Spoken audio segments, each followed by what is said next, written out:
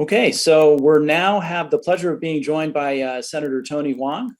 Senator Hwang represents Connecticut's 28th senatorial district, which includes the towns of Easton, Fairfield, Newtown, Weston, and Westport. He serves as ranking member of the Public Health, Insurance, and Real Estate and Planning and Development Committees. He's also a ranking member of the Bonding Subcommittee of the Finance, Revenue, and Bonding Committee. Most importantly, perhaps, in 2015, 16, and 19, citing his environmental leadership, the Connecticut League of Conservation Voters has named Tony as an environmental champion on its scorecard, and he was named CT Legislative Champion Hall of Fame in 2017 for his strong leadership on the environment. And a particular note I want to call him out is he was the only state senator in the Republican side to vote for the Clean Air Act, which is Senate Bill 4. So wanted to begin by thanking you so much for your commitment to the environment and for your leadership this year in particular on Senate Bill 4 in a context of a very challenging and divisive national environment. Wanted to make sure that you get the credit you deserve for supporting that initiative, and sort of turn it over to you to talk about sort of your perspective from a Republican legislator. So much progress made on the environment this year in Hartford and in such a short amount of time. Give us a little bit about your perspective. What do you think the most important wins were? And tell us what do you think might be on tap? Thank you, Adam. And it's really nice to follow up with Speaker Ritter and Senator Cohen. And I really do appreciate the leadership style of both of them. It is collaborative. And to me, the environment has no partisanship issue. And I credit that with the people that are associated with the league, from the contemporary advocates like yourself, Adam, Lori Brown, Mary Hogue. You are constantly in touch with us and communicating across the aisle. And also a lot of credit needs to be given to the longtime advocates, the real legends of environmental advocacy like Margaret Miner, David Bingham, Woody Bliss, Ken Bernard. These are individuals that I've interacted with that have continued to teach me that it is not a partisan issue. These are all leading Republicans that have reminded me that environment truly has no party affiliation. And I truly do believe in this, in the scheme of everything, that all of the accomplishments that we were able to accomplish this year is a tribute to the legacy of Julie Balaga. I cannot tell you how many times Julie Balaga has pulled me aside and reminded me that these are the right things to do. And despite the challenges of reactions and divisiveness, particularly on SB 4. It is amazing to me that I was the only Republican in the Senate and the House to support this, because it really shows you how deeply embedded partisanship has become, because based on the merits of this dialogue and understanding that climate change and the impact that our pollution and transportation impact has on the quality of life. And as the ranking member of public health, we talk about air quality. There has to be a much more bipartisan collaboration. And I hope that if I'm lucky enough to get reelected again, that we will continue to strive to bring a bipartisan solution to everything we do in the environment. Because at the end of the day, we need to have buy-in in order to implement this. So for example, SB 4 and SB 10 has very high thresholds and standards that we have to meet. But at the end of the day, if we as a legislative body are not united in a bipartisan effort to implement this, we're not going to reach those goals. So if there's anything else we do, is this is a small first step, even though it may be a bold first step and long time in coming. I truly believe that for us to truly execute and fulfill the challenges that we need to meet, we really do need to work together. And I hope that's one of the biggest goals that I'll strive for as I move forward in the legislative body. But it is based upon the leadership of the league and past legendary people that I've cited. You are the people that have fought for it for many, many years. And this year's success is a real legacy to those people that have forged the way for us. I just want to mention, open with a comment, not a question. Kimberly Stoner wrote in, everyone breathes the air, Republican, Democrat, non-affiliated. So thank you for your leadership. So I'm going to go quickly to a question here from Ryan McCabe. His question is on an issue I know you're very involved with, Tony. What work is being done around cleaning up and maintaining Long Island Sound, including what's being done to update our sewage system? Well, it is an important part. Our waterways are a critical element that retains the quality of life, but also, water is the basic element of our life. And we are celebrating the 50th year of the Clean Water Act. And the Long Island Sound is a major environmental as well as recreational part of our area in southwestern Connecticut, but also the rest of the state. And I'm very proud to be a part of the Long Island Sound Blue Plan, which was literally 7 years in the making, and it's been passed in the past years, now fully implemented.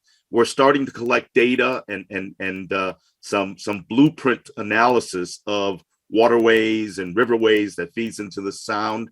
It really is an important element, but again, we need to understand the data points better and then be able to create policy with buy-ins from everybody that's going to be impacted. It's not just along our coastal corridors, but along the waterways that run up to it. It is a significant part. But the Long Island Sound Blue Plan is something that I'm very proud of, working with back to then Senator Ted Kennedy and Governor Malloy, who deserves some credit for advocating for this.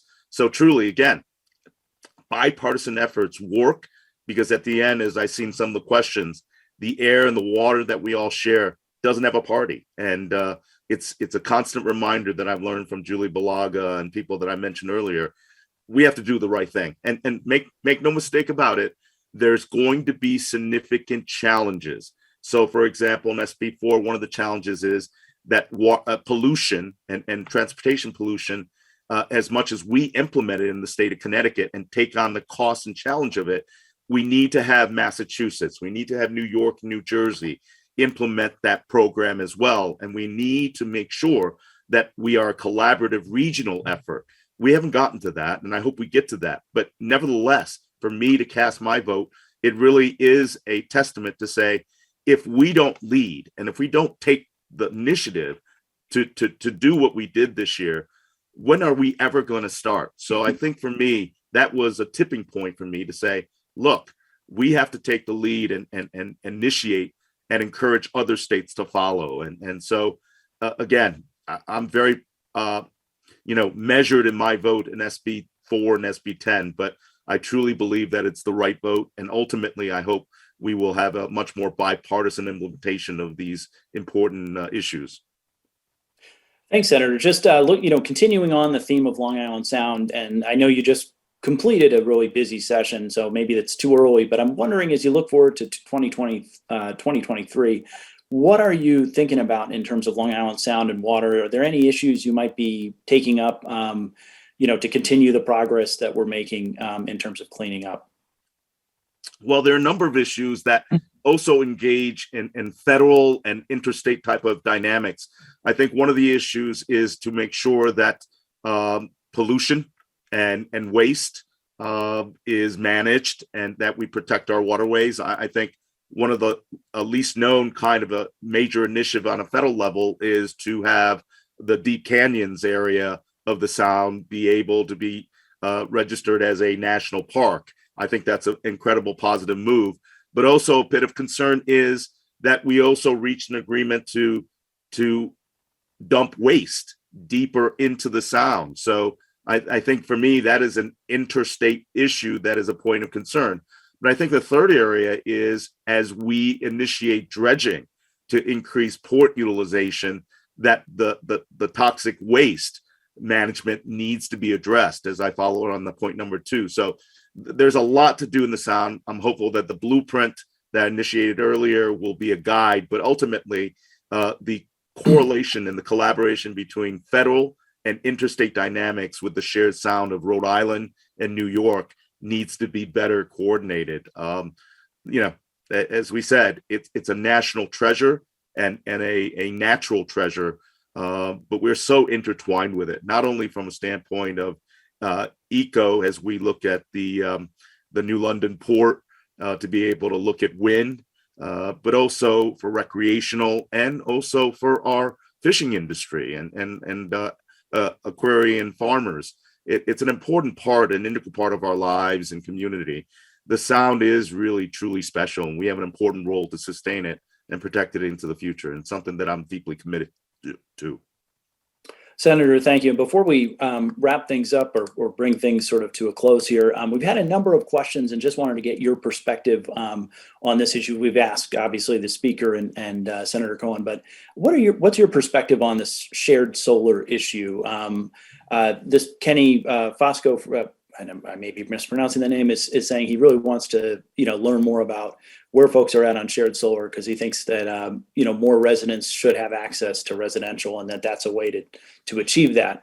Curious what your thoughts are on this issue, or what you think the prospects of this issue might be moving forward. It's a novel concept, and it's very interesting, and I would follow the line that it was not in the committee of purview, but I am concerned about it because we want to expand solar. We want to be able to share the cost because it can be prohibitive. But the challenge ultimately is an array of dynamics that are in play. And I don't know enough about it, but I would encourage that we advocate for solar. But I think the other part of it is affordability. I think we really need to look at affordability. But then I think another aspect that came up in debate was property rights and the shared ability to install that, impacting on shared communities. So it ties into, I know we have advocates in energy as well as an environment, but when you look at some of these policies, it crosses over into housing, crosses over into planning and development and land rights and land use. It really is a complicated issue. And I think as we move and delve into more of an expansive aspect, how we change how we function and live in the state of Connecticut, we're going to cross these challenges. And I hope, again, repeating back to what I said earlier, we need to have a bipartisan collaborative buy-in, because unless we do, you're going to have one side implementing, and it's going to take a lot longer. And we've seen that in other states that have implemented without bipartisan buy-in, is that the implementation and the buy-in from a marketplace takes a long time, and we don't meet our goals. So my hope is that if we craft plans, and I see that as a stark contrast to SB 4, which I am the only one on the Republican side, versus SB 10.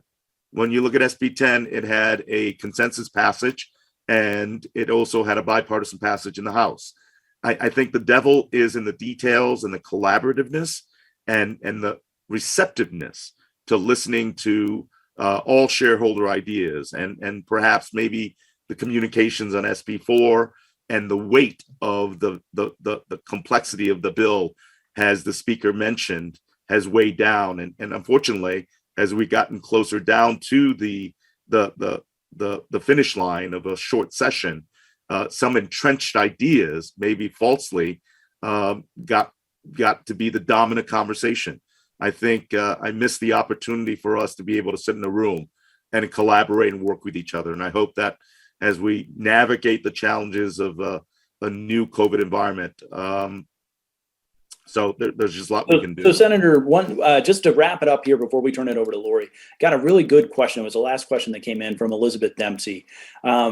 She's noting that you were one of the only Republicans to support Senate Bill 4, and asking a great question, I think, for us advocates here for the environment.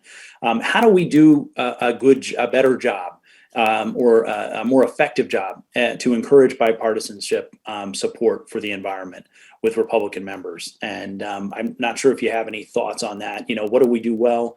What could we maybe do a better job with in our advocacy? And then with that, I'll hand it over to Lori. That is a great question. It goes back to what I said in acknowledging the terrific leadership that you have within the league, the contemporary leaders like yourself and Lori and Mary Hogue, who is a constituent in Fairfield, who I talk to constantly, but also my respect for the people that came before us. They reminded me that truly, that environmental advocacy and long-term environmental protection and sustainability knows no party, and it shouldn't be a party line kind of a steadfast vote.